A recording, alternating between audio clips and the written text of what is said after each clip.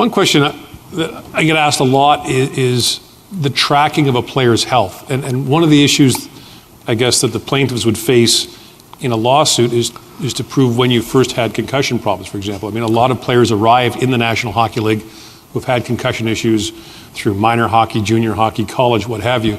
Is there an umbrella way that a player's health throughout his career can be monitored through junior hockey, college, the minors, Europe?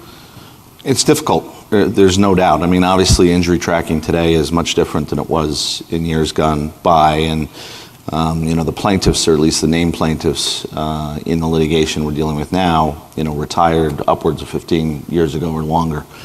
So to have any kind of records, medical or otherwise, really, with respect to a lot of those players is very difficult.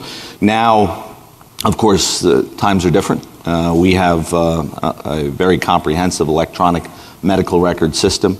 We've tried to stretch back as far as we can to make sure we have the best, our clubs have the best understanding of a player's medical history, because I think it comes into play in terms of top quality medical care that the player gets once he reaches the NHL level.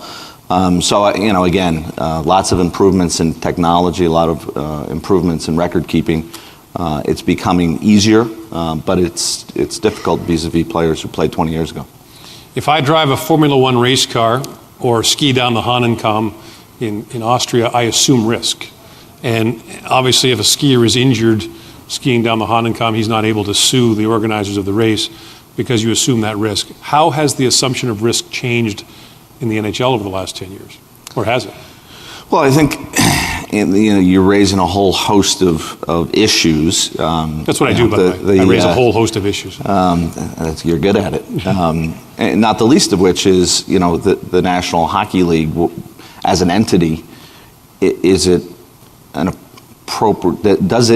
When did it assume a duty of care vis-a-vis players? I mean, obviously the contractual relationship at issue here is a club-player contractual relationship.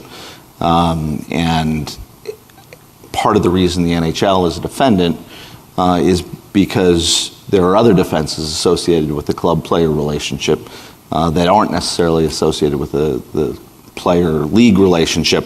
So, there's a whole host of legal issues that weren't really tried in the NFL litigation. We'll see where this one goes. Obviously, I'm not at liberty to get too deeply into it.